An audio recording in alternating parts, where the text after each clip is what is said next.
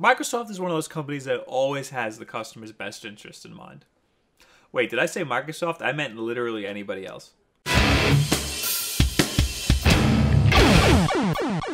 It was just announced that the PS4 sold 7 million units and the Xbox One shipped 5 million.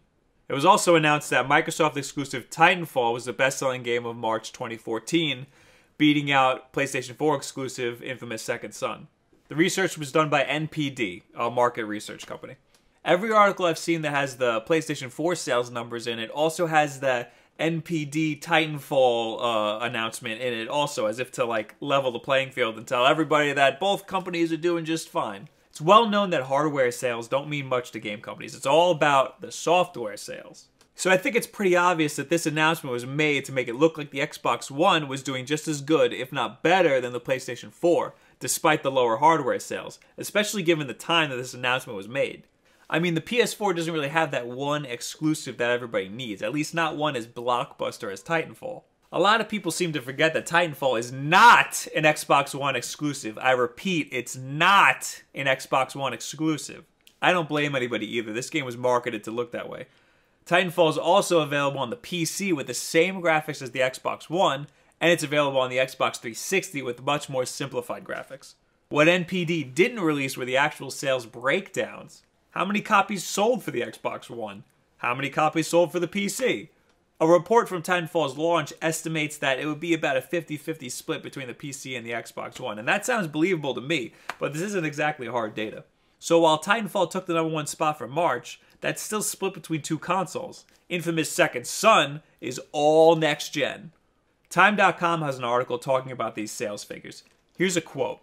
After talking about Titanfall being #1 in March, "That's good news, as is Microsoft's disclosure of a new sales figure, 5 million, or the number of Xbox Ones sold worldwide since launch. Yes, it's some 2 million shy of Sony's 7 million selling PlayStation 4, but remember that Sony had a 1-week lead, the PS4 is $100 cheaper, and the company's currently selling the PS4 in a whopping 72 countries and regions, while Microsoft's only selling the Xbox One in 13. Microsoft plans to expand the Xbox One's availability to 39 countries this September, but Lopsided hardly begins to describe the direct sales comparisons." First of all, his information's wrong. Just one really important word. Microsoft hasn't sold 5 million Xbox Ones. They have shipped 5 million Xbox Ones. Shipped. They don't release their sales numbers. This means 5 million units have been shipped to stores, not consumers. Sony has sold 7 million PlayStation 4s to consumers. The PS4 did have a 1-week lead, but it only shipped in America at first. The Xbox One shipped worldwide when it launched, a week into the PlayStation 4 launch. In fact, at first, the Xbox One had higher sales figures, but that didn't last very long. Currently, the PlayStation 4 is selling in 72 countries, while the Xbox One is only selling in 13. And whose fault is that? Let's not forget that the Xbox 360 was a massive success in America, but bombed everywhere else. Last but not least, they talk about how the PlayStation 4 is $100 cheaper. Again, whose fault is that? It's called competition. The reason the Xbox One cost $100 more is the bundled Kinect sensor. And what great games use this exciting new technology? Anybody? Anybody got any ideas what great games use the Kinect sensor? It's not like they're making $100 more off each console either. Each console costs Microsoft the same amount to manufacture as it costs the consumer to buy it.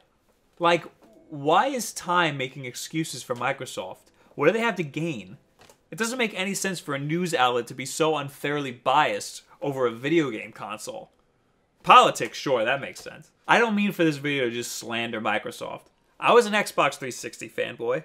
I own a Microsoft Surface. Don't laugh. It's actually great. I'm also not trying to undermine Titanfall's success. It sold very well. These sales just don't translate that well into Xbox One sales. At least not nearly as much as these articles would lead people to believe. And again, Time isn't the only news outlet that grouped the PlayStation 4 sales with the Titanfall sales. Time was just the only news outlet that kept making excuse after excuse for Microsoft. What do you guys think? I'm most curious to know if you guys would have any idea why Time would have such a skewed opinion. Besides the fact that maybe this author has an Xbox One, you know.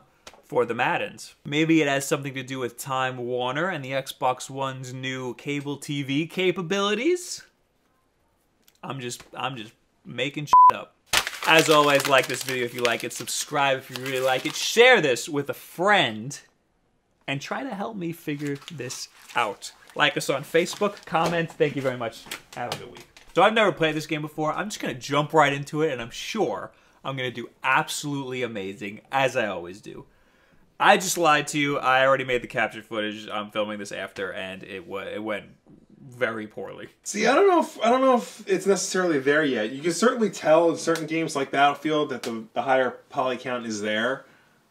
But I mean, for a lot of other games, it's really more about particle effects. That's like the next big thing. Well, that's the thing.